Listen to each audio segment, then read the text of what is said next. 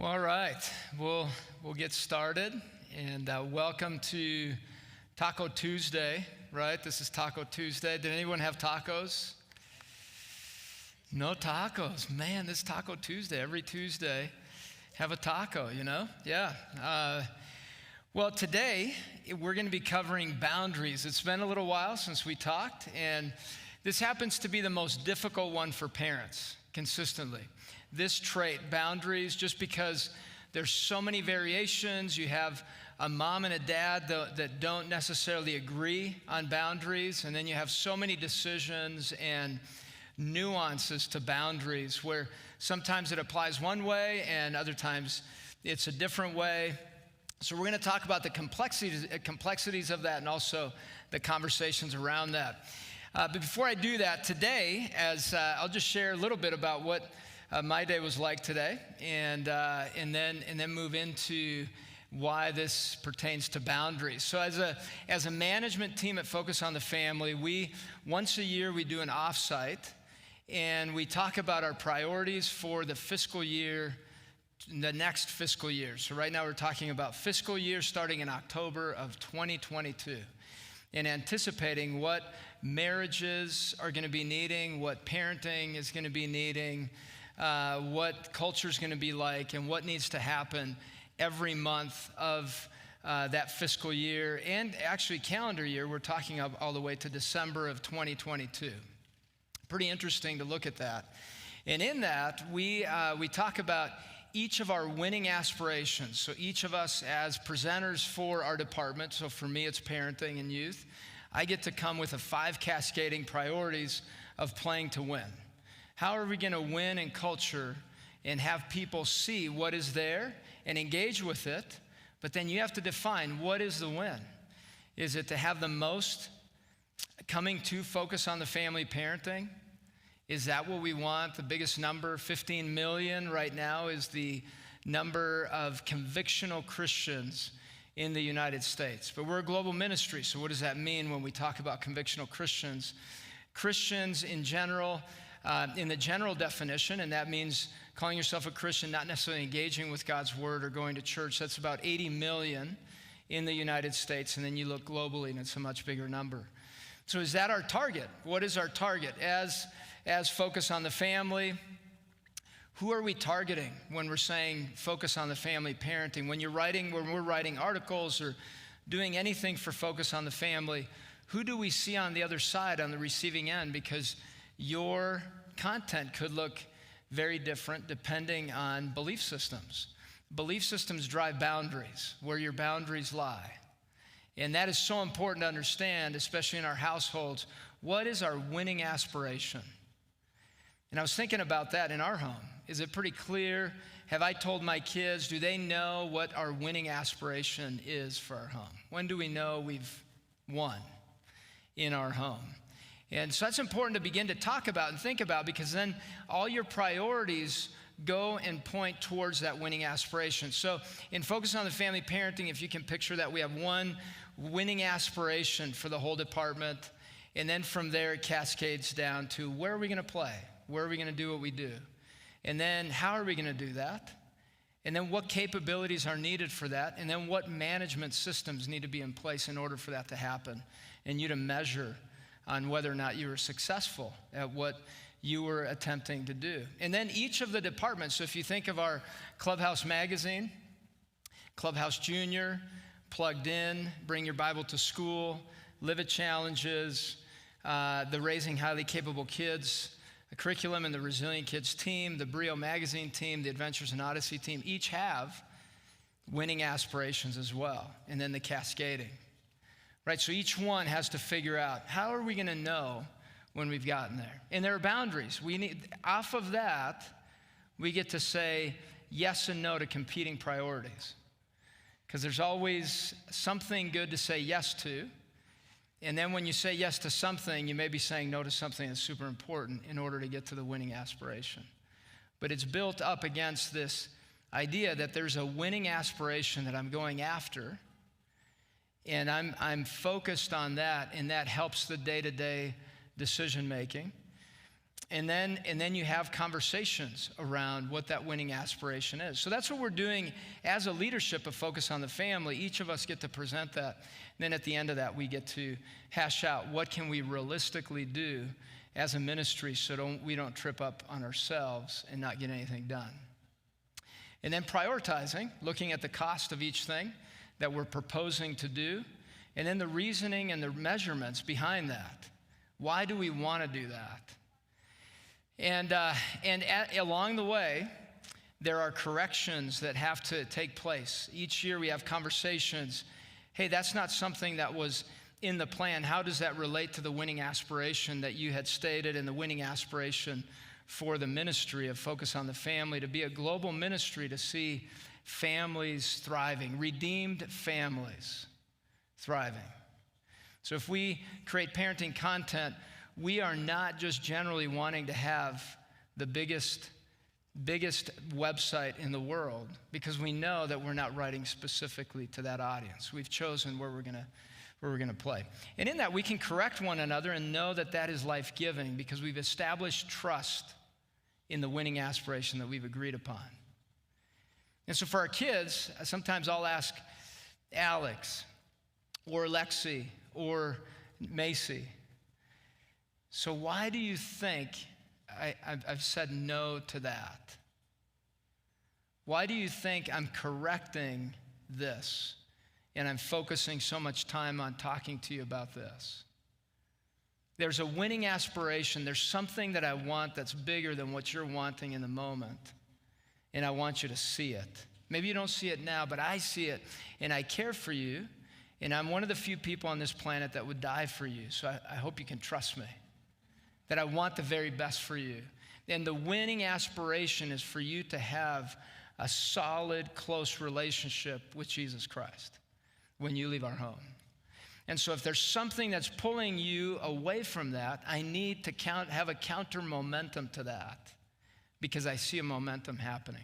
One of the words I've been obsessed with lately is the word momentum. I've had a few other words. Steadfast has been one that I've been just really wrestling with and understanding, what does that mean for me? If God has a steadfast love for me, what does it mean to be engaged with the word steadfast? There's a psalm that I recently read, and it said, "My heart is steadfast, O God, my heart is steadfast."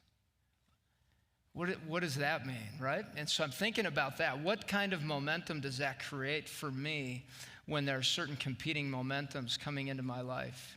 Steadfast in my faithfulness towards God, steadfast in my love for Him. What's the winning aspiration? And how does steadfastness really help with that? The other word is invitation. That's another word that I've really been embracing and thinking about all the many different invitations we get. Which ones am I going to say yes to, and which one am I going to say no to? What is God inviting me into that I need to really pay attention to, and what do I need to say yes to in order to say no to something else? So invitation's another word, and then I'll go to momentum. And momentum is one that begins with what is happening inside my heart. Colossians 3:16 says, let the word of Christ dwell in you richly. And out of that momentum, something's created. And we know that there's fruit of the Spirit that comes out. There's a new self that comes out, but it's a renewal inside of us. And I've just been thinking about what shifts my momentum to me, inside of me. And when do I need a boundary in order to bring me back to where I need to be with God's will and God's momentum? And I picture prayer as one of those that Don talked about this last Sunday. A shift of momentum in my mind, lining up with God's will. I'm going to be still and know that He is God. And that's shifting my soul's momentum to line up once again with what God is doing. And so really, boundaries is all about beginning to put some parameters and some direction to momentum in our lives. Momentum inside of me, my desires, my wants, my needs, all those things, and I begin to shape those and model that for my children. And then we talk about that as husband and wife. What are those momentums that we have? Maybe I don't feel like doing something or teaching something in the moment, but then my child has a certain momentum that they've brought from school or other places. They've been impacted by something that has influenced them, and they're bringing that momentum into the moment. And what is it that I do in order to counter that momentum? Is it the right thing that's needed to guide and teach? Or is it because it's inconvenient, or I'm just not ready for it, and then the momentum goes in the wrong direction? Now there's momentum that separates us rather than connects us in relationship towards that winning aspiration of what we're wanting to have in our home, which is relationship with each other and then relationship with the Heavenly Father. One of the verses that we have in the newest magazine, and you feel free to grab those, Clubhouse and Clubhouse Junior, it's the newest ones for May. Brought those. I love what the team does. It's so fun to talk with the team, and we look at the theme for the month and what is it that we're wanting to see happen in kids and families for that month. And so the broadcast lines up with that, and then we have magazines around that, and then any resources we offer. It's all around certain themes because we're wanting to take parents on a journey, and it's not by accident. So this one is Ephesians 2:6 and 7. I love this. It says, as you have received Christ Jesus the Lord, walk in him. Walk in him. And I picture a path. Usually those are marked out. You have boundaries. And we live in a society that wants to live free of certain boundaries and impose other ones. And so it's very interesting. We will always have boundaries. Your body will tell you when you need more boundaries. I mean, there will always be some boundary that you run up against, no matter what, even if you think you're boundaryless. So it says, rooted and built up in him and established in the faith. A lot of that has wording around the idea of boundaries.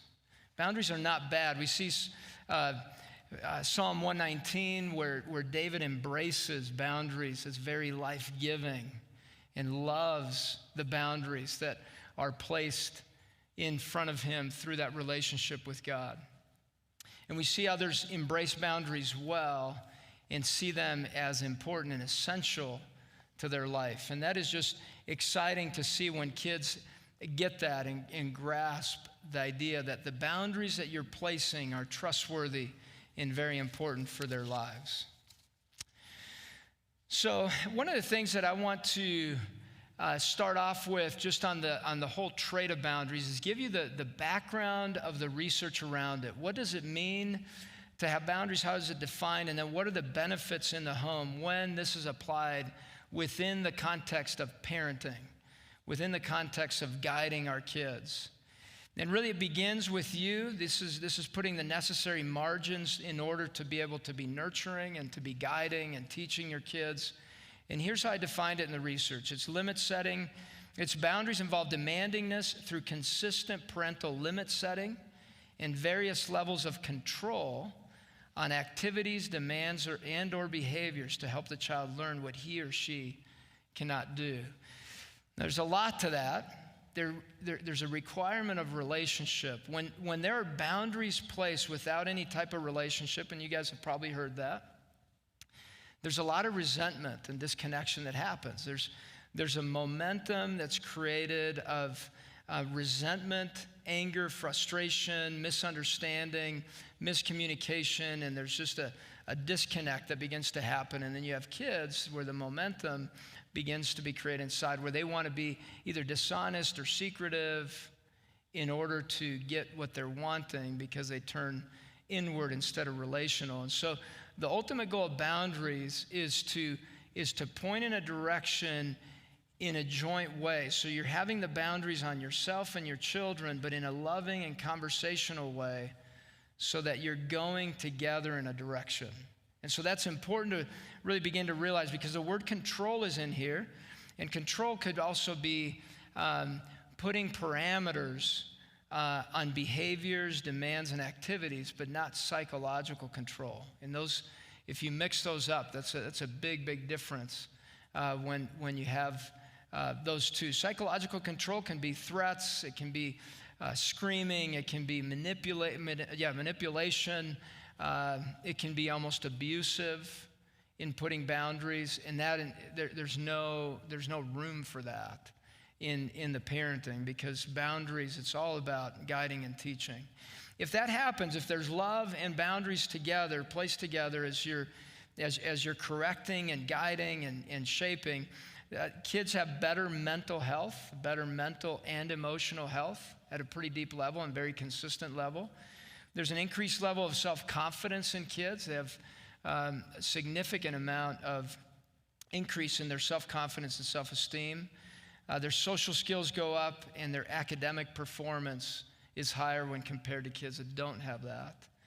And then they have less emotional and behavioral issues, so things that come out and that you see on the external side. And that's only, again, when it's combined with warmth, sensitivity, conversation, not a quick, you can't do that. It's more, hey, you can't do that, but you can do this. Or I noticed that you were wanting to do that. Help me understand why. Because that was hurtful to someone else. Helping them understand. I remember when Alex was little and he hit Lexi because, and this was not last week or a couple of years ago, but he was really little. I think if I remember right, he was about 3-ish, and Lexi was 1, and she had taken one of his toys. He got angry and just hit her. I remember stopping for a moment. Those always happen in the most inconvenient times. We were in a hurry, and I was going, oh no, but this is an important lesson. We got to slow down here. So Lexi was crying, and I grabbed that toy. I think it was a truck. And you could see Alex was just angry. That momentum was there. And I was trying to figure out he's a relational kid. Something happened here. He felt that she had wronged him by taking it away. And I needed him to understand more than any of the object thing, and in that moment, the longer-term idea that relationship is so important, and you don't hit people around these things. So I said, you know what?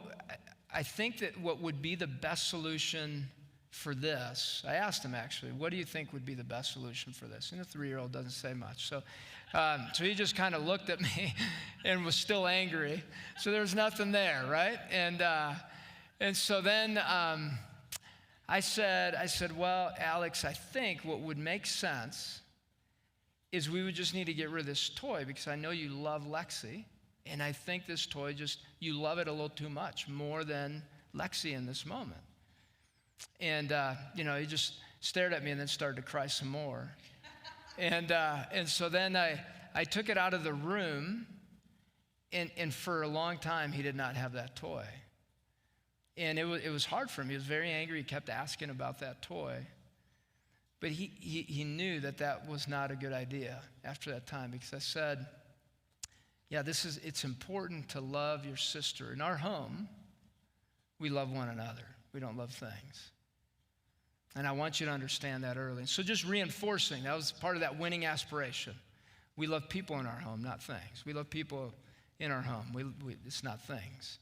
And just that repetitive language, boundaries many times require a consistent message that has a higher aspiration, a higher message to it, a higher purpose. Because when they're teenagers, and I've had this with each of the kids so far, right? So why do we have that rule? Why can I not do that? Why do we do it this way? Well, there's a consistent message, and then you can point back to that. This is why this is so valuable in our home. So if we're not going to watch rated R movies in our home, the reason is when you consume things, your brain has a mirroring of what you watch. And what you consume does end up coming out. It's interesting to think about as guys, many times we want to watch violent type movies because those are exciting. The violence, we go, oh, everything else, no, but violence, I'm good. It's like, ah. And what's interesting with research is that with violent media, there can be, not in all people, but there can be a reduction in moral sensitivity at the core of a person. Moral sensitivity, which translates into other momentums in other places. Little choices create bigger momentums. And so that's a big deal. Alex and I have been talking about that. I mean, I love war movies. I love movies with a lot of action. And I've had to really step back and think about that. What does that mean with more of the graphicness that's created? What does that create, and what do I observe either in me or in Alex? And so those observations are so important, so we begin to make the right decisions for the winning aspiration, not because I need to feel happy or good. It's for the bigger winning aspiration, because that's where you find joy and peace. That's where you find connectedness. That's where you find God's will and guidance, in those places where you make the harder decision based on the bigger vision. So it starts with boundaries on myself. What am I going to say yes to, and what am I going to say no to in my life in order to model what the winning aspiration is for our home? And that may be a bit convicting, but it's really the most difficult one. So if we have a parenting assessment, the 7 Traits Assessment, it focuses on the family. Many of you guys maybe have taken it. But it's one that the research team worked very hard to condense. I wanted 40 questions because then you feel like, wow, that took a long time. I feel really good about the results, right? It just gives you that feeling. And they said, no, Danny, that's not how it works. Reliability and validity could be in 5 minutes. You just have to have the right questions. So most parents would drop off after 10 minutes. And so we need to keep it to 5 to 7 minutes, maybe 20, at most 25 questions. That was hard for me, but they decided to put that all together. And in that, we get a lot of great data on where parents are at. What do they struggle with? What do they not struggle with as much? It's a great conversation piece to begin to figure out, where am I doing well and where am I not doing so well? And there's a slight variation from doing really well to not doing as well. And the fact is that many people have the 7 traits. It's just they don't come out at the right time many times. Or stress is actually, if you took that during stress and took it when you're just totally yourself and you're very motivated, the results would be completely different. Many times, good intentions in parenting are squeezed in the wrong direction, wrong momentum in stress. And that's usually when we're trying to put some boundaries. And that's when it's poor parenting that comes out. And generally, that's even with really good parents. And poor parenting comes out because it's the stress puts you in a mode where you've downshifted to a whole different part of your brain. And so you're not thinking the way that you would when you're taking the test on a calm Sunday afternoon after the Broncos have lost. So that's just a joke. I just had to throw that in there, yeah. I like Buffalo, so I think they're on their way to the Super Bowl after many, many years of not being there, many losses. They've never won. So for you guys, they're keeping track. All right, so really the interesting part to me is that parents tend to say this is the most difficult thing, the boundaries piece, yet they really don't talk about it that much in the house on what the winning aspiration is for the boundaries. They just talk about the problems. It creates fights. It doesn't create unity. That's an interesting thing. It's very divisive. The boundaries piece is very divisive. If we look at Scripture, that's where Satan really actually came in. He created a lack of trust towards the boundaries that had been placed. He brought into question the trustworthiness of the boundaries. And then that's when the question was brought in and a selfish perspective was brought in. And boundaries can quickly create a very self-centered perspective. Anyone trying to either apply them or in a certain way when they're under stress, it's all because of inconvenience or anger or something else inside of them. But when you bring boundaries in the context of relationship, it's very freeing and very conversational. And so that's what we want to set up in homes is how can we look at boundaries, just put them out and just say, man, we love these things. It creates the structure we need in order to be successful in what we're trying to accomplish.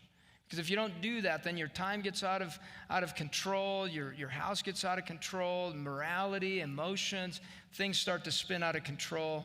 And many times that creates even more stress and momentums that over time create a division in the house in the wrong direction.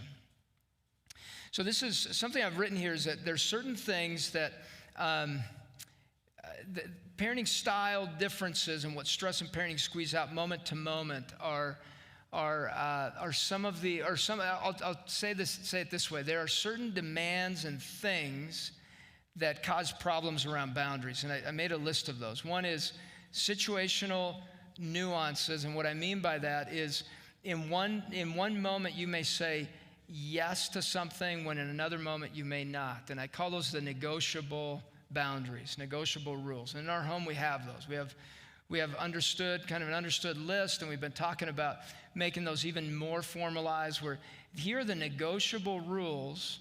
And some families need that, and there's some families who just write it out. Here are the negotiable rules, here are the non-negotiable rules. There's no negotiating. There's nothing that can be negotiated because these are so important. And so there's some nuances to those negotiable rules, and you want to create structures to how those are going to be discussed and agreed upon between husband and wife, because sometimes there are even changes in that moment. One parent may be thinking that this boundary needs to be a negotiable one, and another one may say, well, that's non-negotiable. And so if you guys get stuck in that, a husband and wife, then sometimes you have to have a third party help out in deciding, helping you guys decide why is this negotiable or why is it non-negotiable, and how can you guys come to an agreement? So this is tricky. There's a lot of emotion and a lot at stake with the boundaries. Expectations create issues around boundaries, backgrounds, parents' backgrounds, energy, understanding of the situation, just understanding of the moment, what has happened. That can impact how you bring boundaries into the moment. We talked about stress, emotions, time as well. Boundaries take a lot of time. They take a lot of effort and a lot of focus in order to be able to bring those boundaries into the moment in the right way. So remember, we talked about personality differences between people in the house. And how many of you guys remember the personality stuff we talked about? How many of you guys remember that? Talker, leader, peacemaker. Do you guys remember that? Yeah? Okay. How many of you guys were talkers in here? Talkers. Wow, okay. You guys don't remember? There was the thinkers, much more structured. You guys don't remember much about that? The thinkers, okay. And then the leaders, and then the peacemakers. Usually leaders marry peacemakers, and thinkers marry talkers. All right, so the talkers are kind of they want to talk. They just want to have a great time. They want to have fun. Thinkers are much more structured. Rules are their friend. They love to have lists, tend to be more perfectionistic. Leaders come in, they take over a room, and they just want to take charge. And then peacemakers just want everyone to get along. So that's a real quick Cliff Note version of all that. So in that, just be thinking, what personality am I? Within those, there are continuums that are very important to think about. Within each personality type, there's flexible versus inflexible. And that's an important one around boundaries, right? A more flexible personality versus a more inflexible. And both of them need to grow because you need to be in the middle. And many parents fall either in the much more flexible, super flexible, hey, have a great time. I just want you to be happy. You're doing a great job. And then you have the inflexible, that everything's a rule and you can't do anything. It feels like you're in the military, right? So you have one or the other, and you have this continuum, and the goal is the flexible parent to learn how to bring rules at the right time, the inflexible parent how to make decisions based on the needs of the moment and relationally and with understanding and empathy and compassion.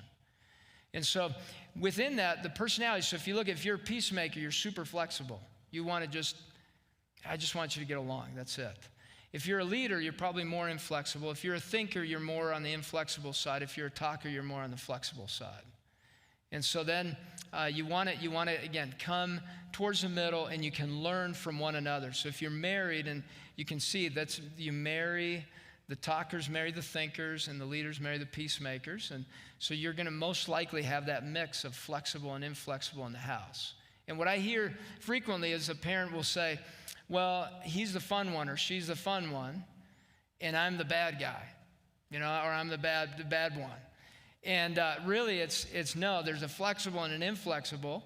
And now you guys need to figure it out. How can you both learn from one another and join up to become a team and show your kids when it makes sense to be flexible and when it makes sense to be inflexible. And it's easier to just stay in our comfort zones of what we're familiar with, but really it's about both growing towards that middle area of being able to be flexible, more flexible and flexibly balanced. The other parts to that continuum, we won't get into those this time, maybe in the future. It's attention to inattentiveness. And then you have sincerity versus insincerity. You have some parents that are, or personalities that are more sincere and some that are a little more insincere, more attentive, more inattentive. Then you have more extroverted versus more introverted. And then you have traditional versus creative. And then you have uninhibited or not so anxious to very anxious personality types. And that's really the main continuums of personality. And each of those four quadrants fall into those continuums. And each person, each family has a variation, and personality differences are so complex. But that's what creates perception and communication. So we're going to do this exercise, and I'm going to have two wonderful, amazing volunteers come up, or I will choose probably Tim and Sarah to come up. But if you guys have volunteers anywhere around here that would want to come up for this communications blocks, that would be fantastic. Tim and Sarah, would you guys mind coming up? Fantastic. Okay. Let me see. I'm sorry for the video people. I need to get something.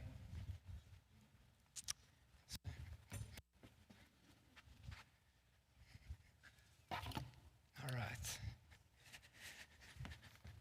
Good. Thank you, guys. It's really because I love you both. You know that, right? Okay.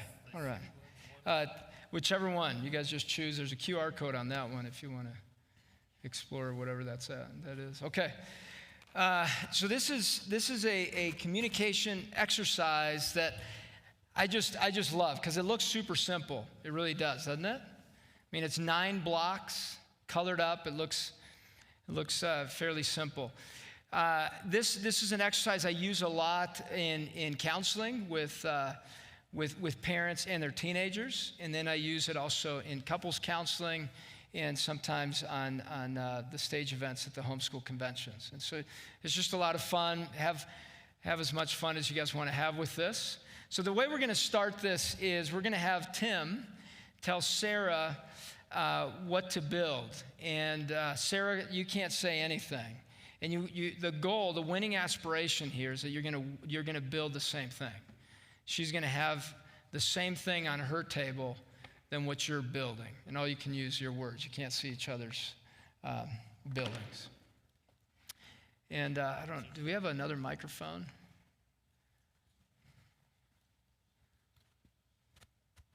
Because I'd get really close to Tim, but that could get awkward. I'll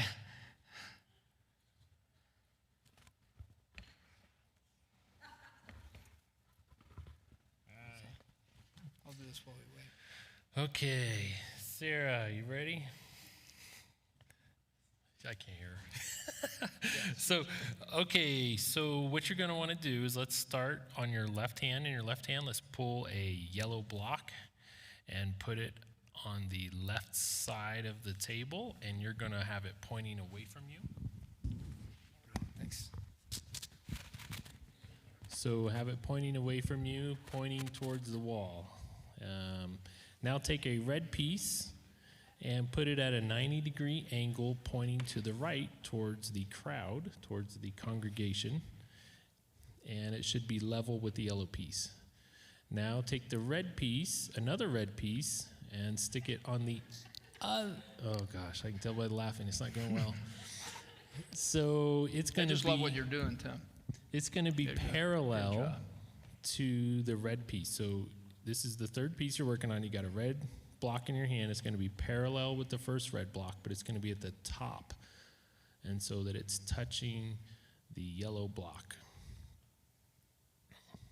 Okay. So then what you're going to do is take another red piece and you're going to stick it directly on top of the other yellow piece. Now take another yellow piece, or take a yellow piece and stick it on top of the red piece, and take another yellow block and stick it on top of the other red block. So you should have 2 level high now, and you should be kind of making a horseshoe, if you will.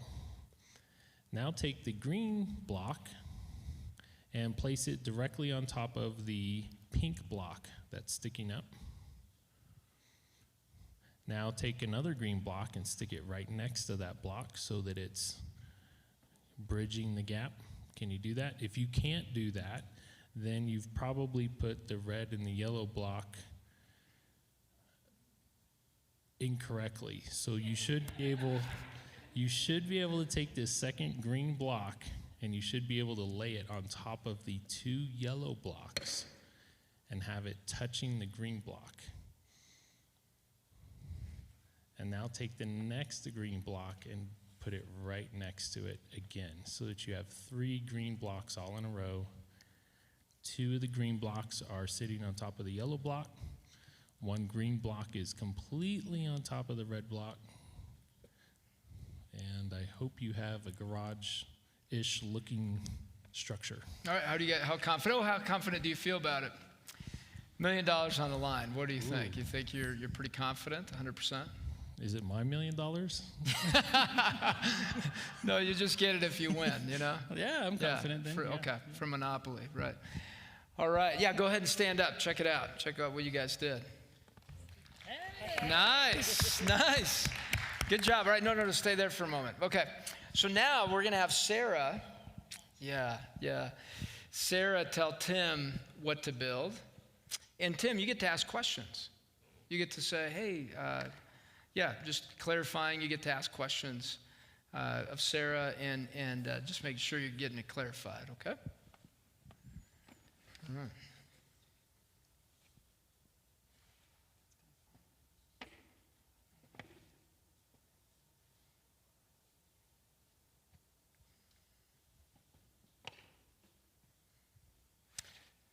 That's nice. She's making it really hard for you, Tim. So, yeah.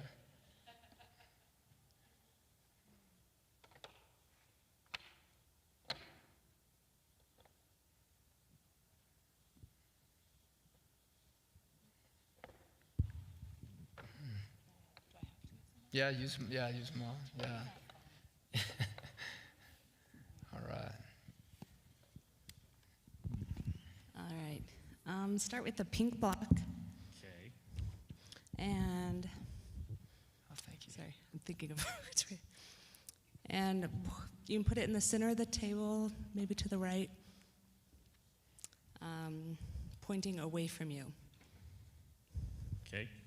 And take another pink block and space it away and facing the same way. Does that make sense? Okay.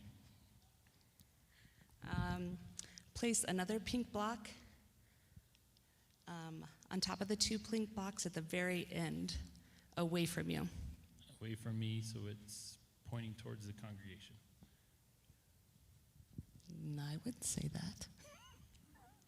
But if you want to say that, that's fine. And I would put it on top of the 2 pink blocks.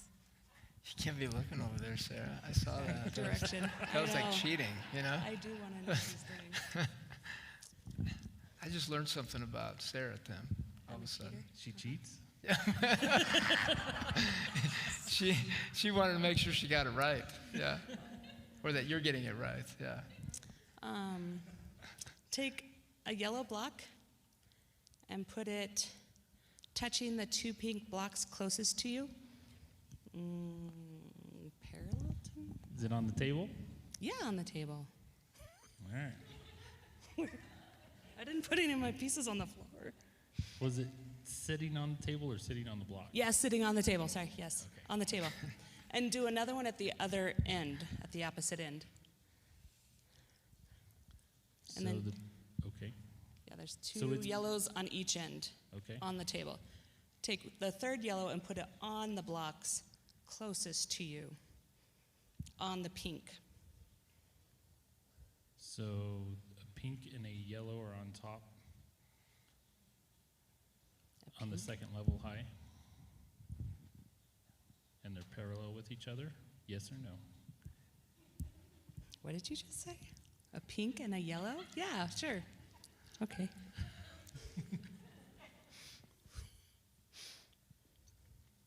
And then did I have you put a pink further all the way at the other end? Not on the yellow block, but on the pink blocks? Yes. Okay. Perfect. And then Yep. your 3 green go on top of the pink and yellow covering them. Are they Like- touching each other? There's Yes. space between them. Nope, they're all touching, all in the middle, somewhat centered. Okay. So do you have a yellow on the table very far, Yep.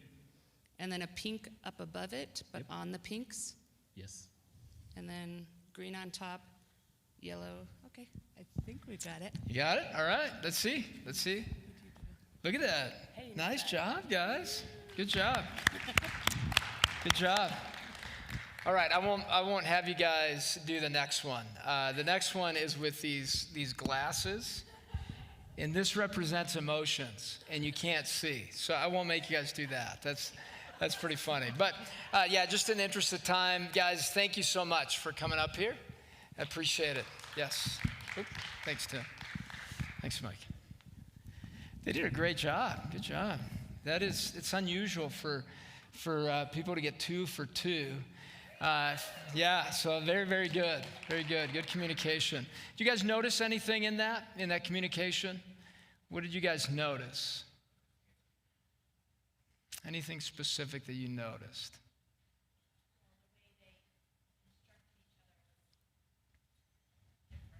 Yeah, the way they instructed each other.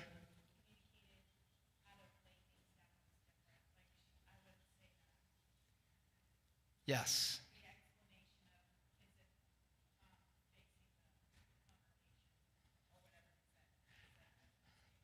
He thinks differently than she does. And they think differently than one another, but they were still able to land there. It took a lot of patience and learning about each other along the way to get to that.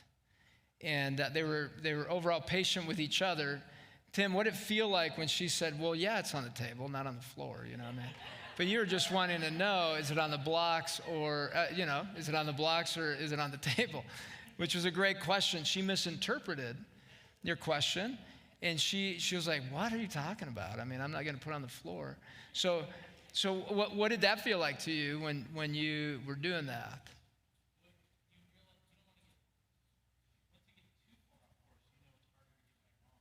Yeah.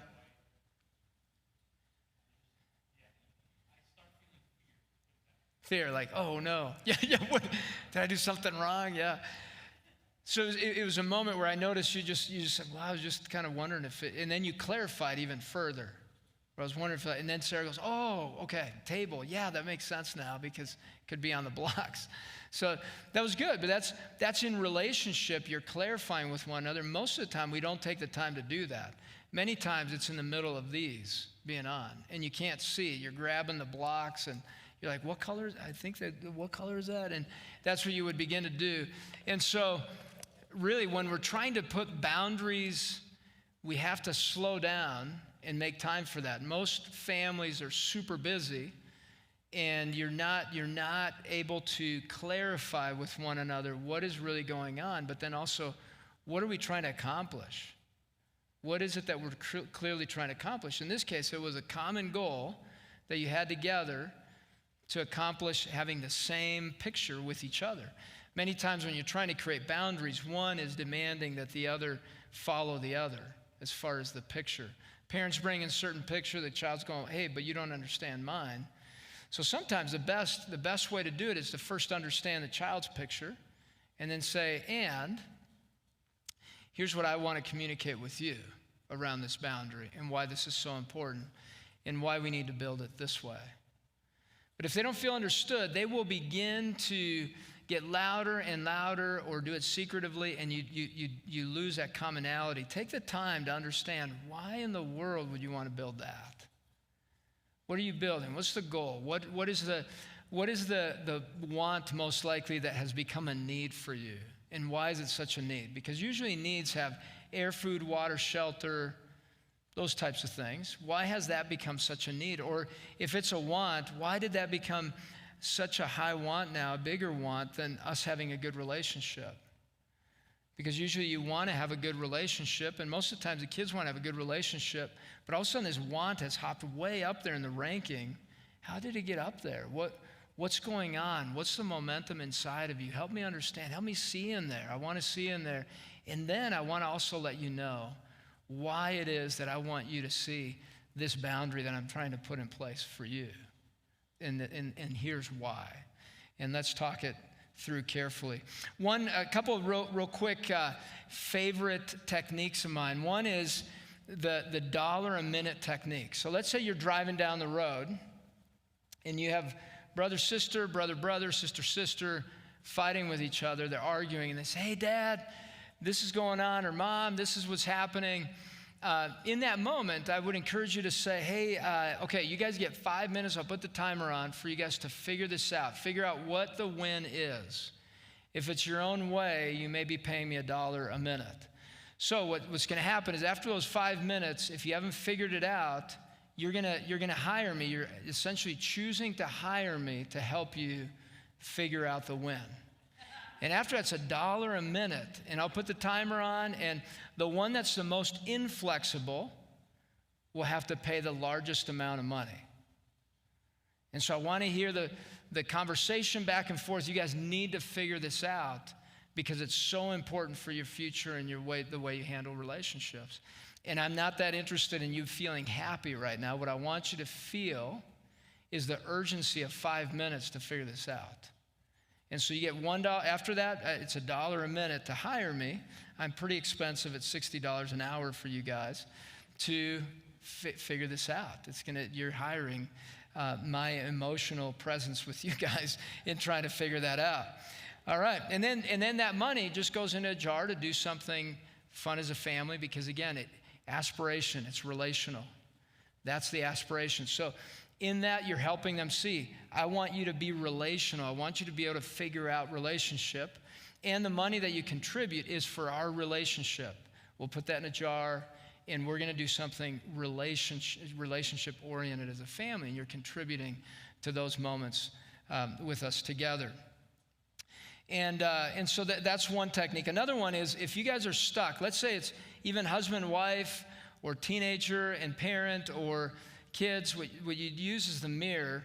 You look at if you're stuck in that moment, you go and look at yourself in the mirror. And the only way you resolve the conflict is by looking at yourself in the mirror.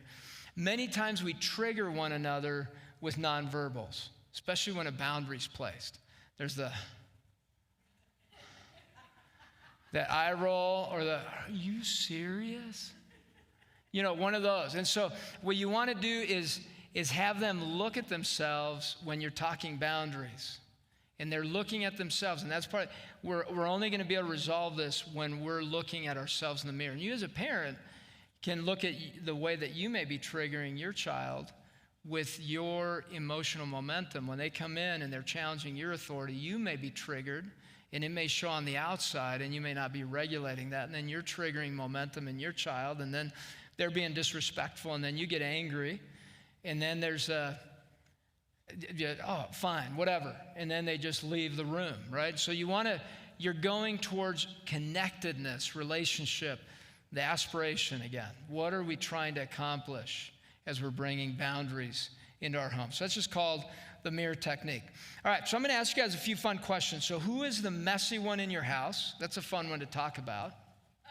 Who's the messiest one in your house? Nice, way to own that. Okay, so that's something you guys can write some of these questions. These are fun to talk about. Who's the social butterfly in our house? Who takes the longest time to get ready in the morning? Who's the most stubborn in the morning? Who's the grumpiest in the morning? Who's the most likely to say, I love you in the morning and at night? And so those are fun questions to have conversation that we each own momentums that we bring into the room and that can create some issues sometimes with boundaries. Just realizing who we are, our personalities, what we bring, sometimes create momentum shifts within our home, and including us as parents. We can create that ourselves. One thing to be looking for as a parent when you're doing boundaries, something that is very common when parents come into the counseling, in for counseling, is that they use the word please a lot with their kids. Like, please wash the dishes, please vacuum, please make your bed, please clean your room. I encourage you, if you do that, that's not a time to teach kids politeness. It's actually a reminder. You get to remind kids. So, hey, it's a great time now this is a good time to wash the dishes, or this is a good time to make your bed. You're reminding them of a good time, of when it makes sense to serve and contribute to the home. And many times psychologically, when they hear, hey, can you please do the dishes, what they hear and what they accumulate in there is, I'm doing some favors for my mom and dad. It's not my contribution. They've asked please, and so I'm doing this for them. And they're not doing that for you guys as parents. What they're doing is they're contributing to the functioning of the home, because a winning aspiration is we're going to have a home that it has structure, has organization, is well kept, and we all have our roles to play in that, and you want to help them see that. This is our winning aspiration, and you're a part of that. Hey, this is a great time to do that part of your contribution to the house. And so you're reminding them of that. It's not a please, because then it turns to nagging, because they think, yeah, it's not a good time for me. You said please, and yeah, it's just not a convenient time for me right now. This is about reminding them that it is a fantastic time for them to do that right at that moment, right? It's a great time. And what you're doing with that is you're training them to recognize that they can be responsible for something that they need to do. That's really the goal. They're taking on responsibility. And sometimes I hear parents say, hey, thank you for washing the dishes, yet that was their job. You don't get thanked at the end of the day. Hey, thanks for showing up for work, you know? I mean, that was good job. It's just, that's expected of you.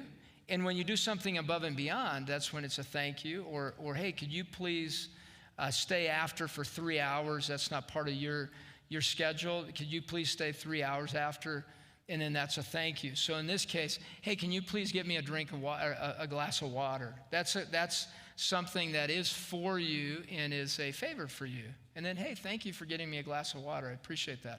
And that's the difference between the two. So the way that, let me see if I have that. All right. And this one, these are the different parenting styles. We've talked about that in the previous sessions. Authoritative is the way to go. I can see that the font did not translate well into this, speaking of communication, but authoritative is in the middle there, and that's the 7 traits. It's the balance of love and warmth and limits and demandingness. That's the authoritative, and that's the key one. That's the target. That's the winning aspiration for both parents, to be authoritative in their parenting. And that's in research for the last 50 years. You can see consistent, solid outcomes, including the transmission of faith, a long-lasting transmission of faith in your children when both parents are using an authoritative style of parenting. And that's the 7 traits. That's the template to applying the authoritative style of parenting. And so they've seen that in teenagers there is in the longitudinal studies, a long-lasting ownership of faith when that takes place. All right, the next one here, managing personality differences and just managing conversations in general. These 4 categories there are about husband and wife, and then from there, the momentum to children. So when you're managing personality differences, it requires communication. It requires talking and listening and talking, listening and thinking, listening and making note of. And notice a lot of it has to be, it really is about listening and having observation. What is needed in order for us to do well together? And then empathy, knowing, and this is being able to have that cognitive empathy. I'm going to think about the thoughts you're having and why you're thinking that, and I'm going to have emotional empathy. I'm going to go into your emotional world. There's two distinct ways. One is I really want to feel what you're feeling. So if a teenager comes to you or your spouse is talking to you, you're stepping into their world emotionally and cognitively to understand. And when you do that, then you know how to come into the next one, which is compromise.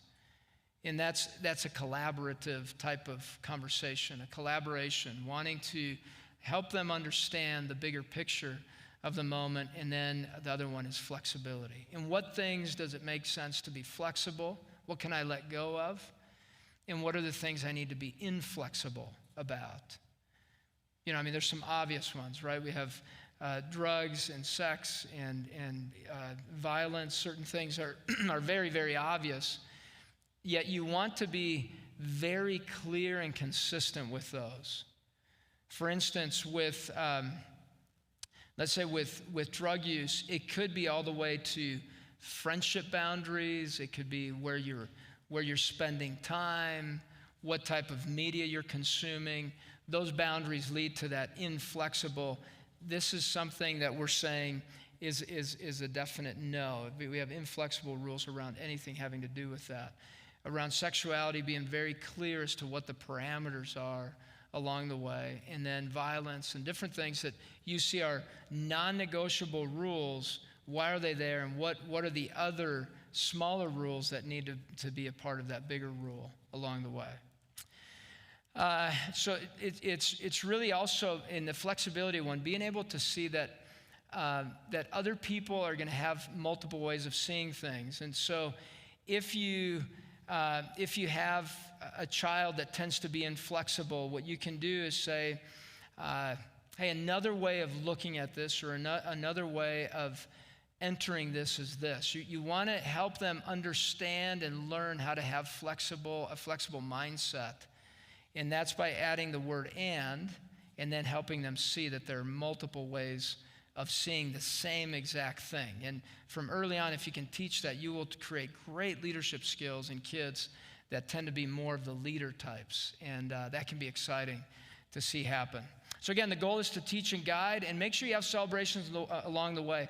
One of my favorite things is if you're going to have chores, boundaries, all kinds of things, put an empty jar on one side and a jar filled with marbles or cotton balls or paper clips on the other.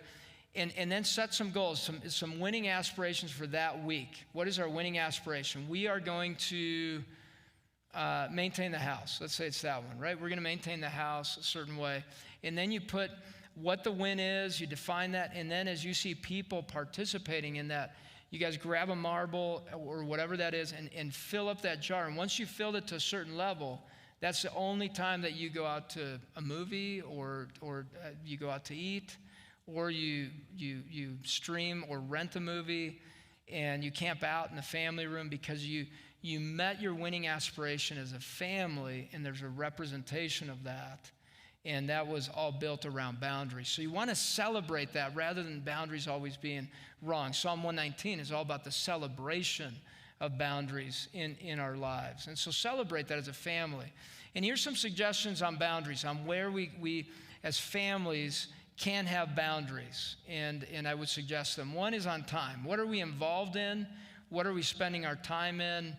Because time is not renewable, and so you're truly spending it. So you have to budget the time, and then learn as you've invested time in something, is that the best investment of my time, or do I need to shift it? Again, with that winning aspiration in mind. Then relationships. Who do we spend time with? How do I treat other people? How do I allow people to treat me? Those are important boundaries. Then on our decisions, on our space and how we handle our space, on expectations.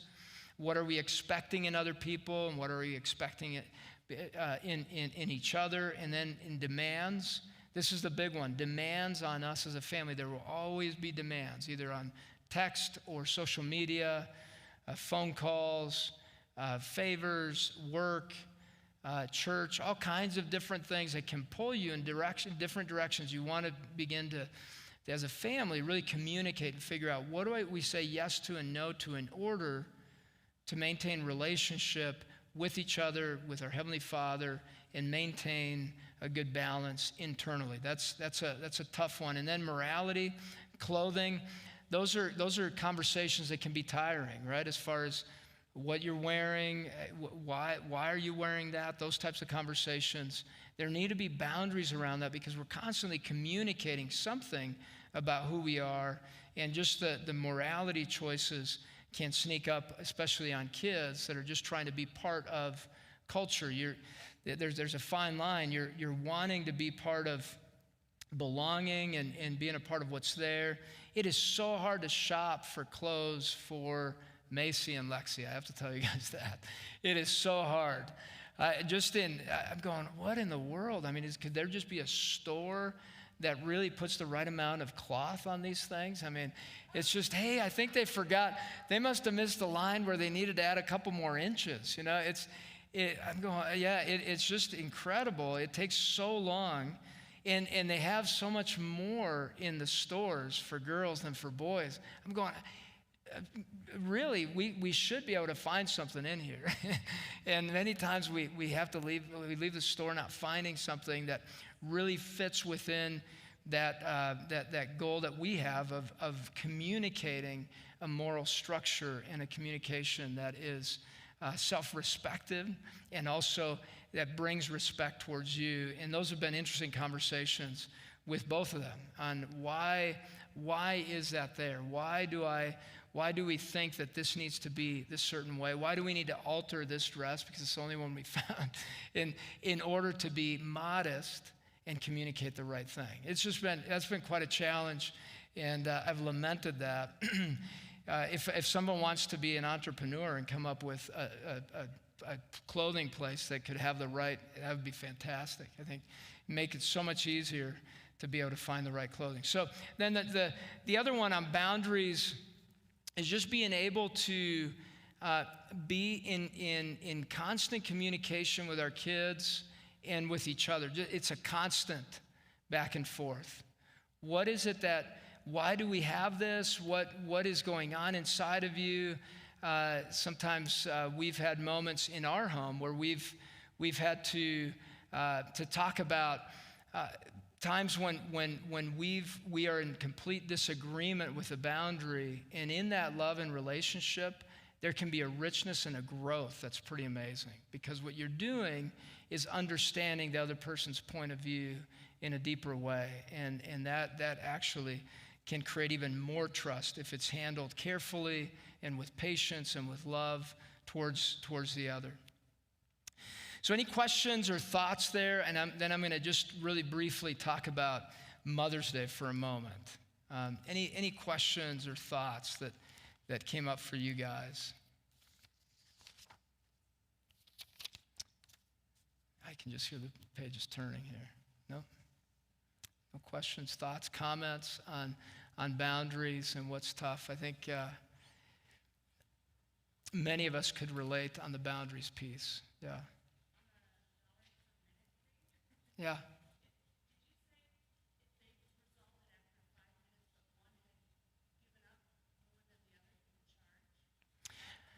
The one that's the most inflexible. So the question is, in the $1 technique, after 5 minutes, if one of the children is given up, is that when they're charged? It's really when let's say the child's going back and forth.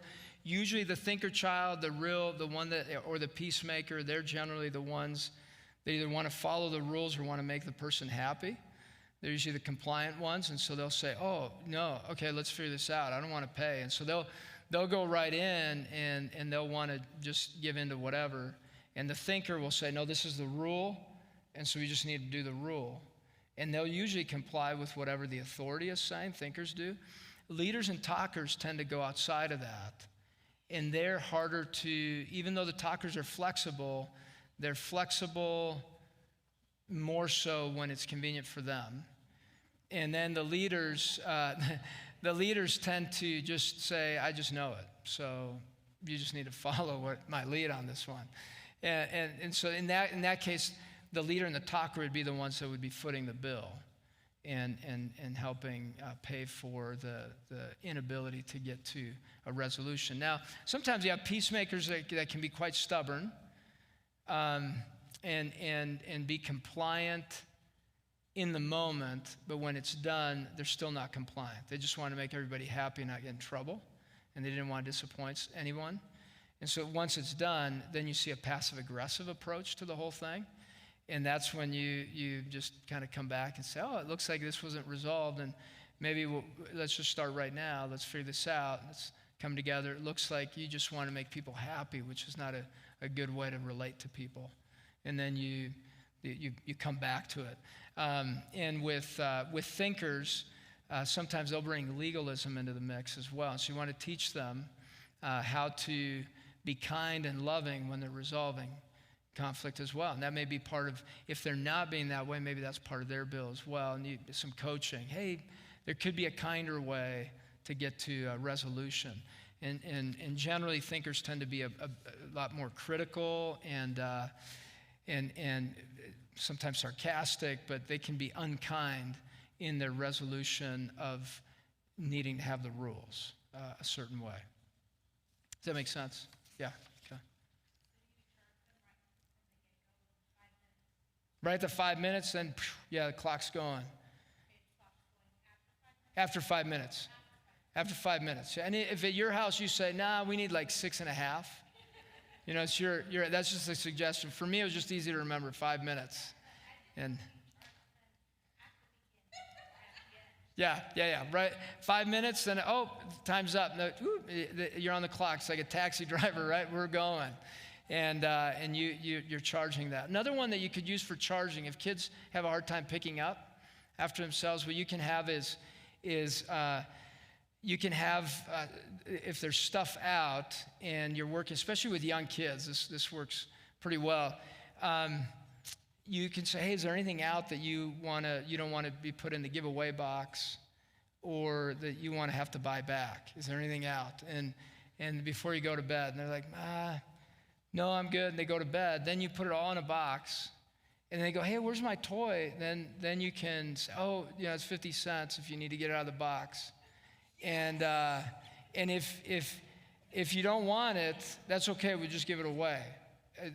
We can just we need to clear things out because it's obviously hard to maintain. So we can just get this out. And so it's either 50 cents, and again, that goes into that general jar, right? And they can have a safe zone. You can put some tape in their room. If they need to do it quickly before they go to bed, they just pile it in their safe zone, but that's in their room or it's not affecting the house. Right? Just take it in the safe zone. The rest of it gets just piled in the box. And then if somebody forgets about their toys after 2-3 weeks, then that's a good way to clear out Goodwill, Goodwill or Life Network now, right? Life Network. They could use that, and you're contributing to Life Network's money there. So good. All right. Did you guys know, Mother's Day, this is shifting completely out of what we were just talking about, just to end on another note. Mother's Day, do you guys know how much is spent on Mother's Day? How many of you guys? Any guesses? So it was $15 billion in 2007. 15 billion. And now it's $28 billion. 28 billion. I just wanted to see if there are any trivia people out there. But no, this is a great opportunity to honor moms. And I wanted to just see how many of you guys can come up with all the invisible jobs that a mom brings to the home.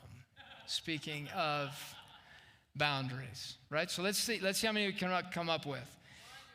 Laundry, okay, that's good. Meal planning, yeah. Grocery shopping. Chauffeur, those are good ones. Homeschool, cooking, yeah. Nurse, yeah, that's not even on the list, that's true. It's a good one.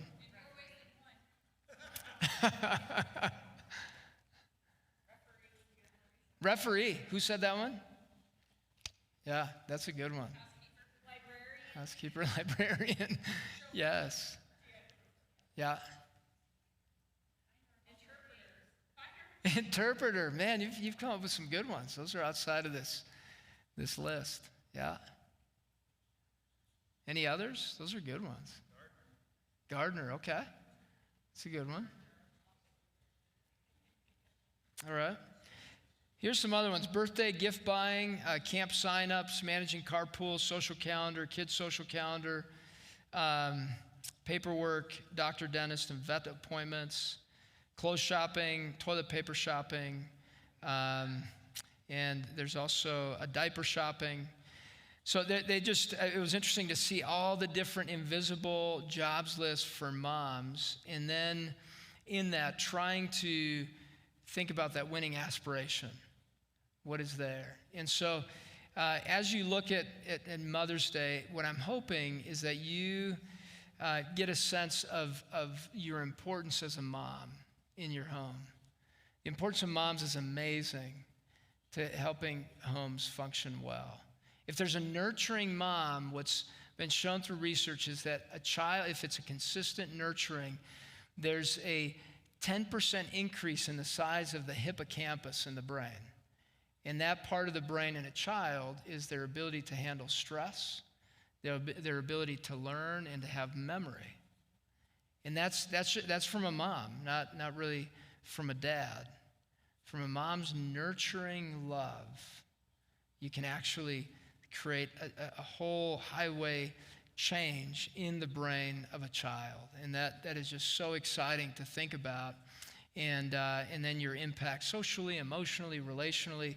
Just know that. And if you want to surprise your kids this year, maybe you take the time to, because I'm sure you'll be celebrated as moms, and that's fantastic. Surprise your kids with something that shows that you love the role you've been given, and you're celebrating it as well. That you're excited to be a mom. And maybe that's just a note. Hey, I'm just so thankful to be your mom. And sometimes that relationship and that nurturing can create a great memory. And sometimes kids have come into, and the reason I'm bringing that up is some kids come into the practice and they'll say, I bet my mom hates being my mom. It's hard to be my mom. And sometimes kids feel that. They internalize their behavioral moments of failure or shame or other things, and this is an opportunity for you just to affirm them and say, I love the fact that I get to be your mom, and eventually we have to do that with dads as well. So just be thinking about that. And if you want to, today I got to spend some time, and this is also for the video people, I got to spend some time with Rebecca St. James, and we talked about Mother's Day today. And just got to talk about how can we celebrate and encourage moms. As you guys know, she has 3 kids now and loves that. And she's getting back into singing. And we got to talk about motherhood. And it was our Facebook Live today. And if any of you guys want to watch that or share it with friends, it's really to honor and to just celebrate moms and to know that the power of prayer from a mom is incredibly necessary for your kids. That's the momentum you can bring as moms. And so be encouraged as you bring boundaries, and sometimes you're called the mean one or the bad one, right? Or the unfun one at certain times. Don't worry about that. Be the nurturing one that brings love and life into your home. And sometimes you do bring correction, which is super, super life-giving and necessary. I encourage you guys to write out an aspiration, where we're going to play, how we're going to win, how are we going to do that, point to that. What are the things in our home that we need to put in place in order to meet that winning aspiration? And then how are we going to manage that together as a family? So that you keep pointing to that bigger picture, bigger winning aspiration rather than getting stuck in the moment. All right, Heavenly Father, thank you for this opportunity to just spend some time pondering your word and just this role of being parents and getting to guide our children according to your word and according to what you want for our families and inside of our lives individually as well. Help us to line up with your spirit today. Lord, speak directly to us. I pray for moms all over the world.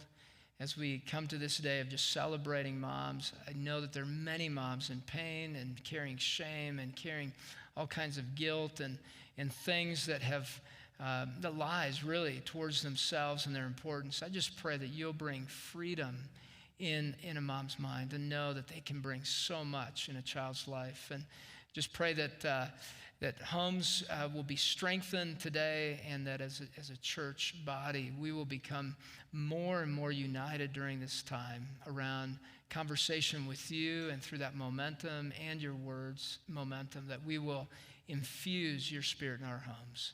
Just be with our homes and guard us from a spiritual standpoint in our houses. Give us that spiritual safety that we need. We just thank you for your death on the cross and how that shifted momentum where we can have freedom from sin. We love you in Jesus' name. Amen. Hey guys, one last thing.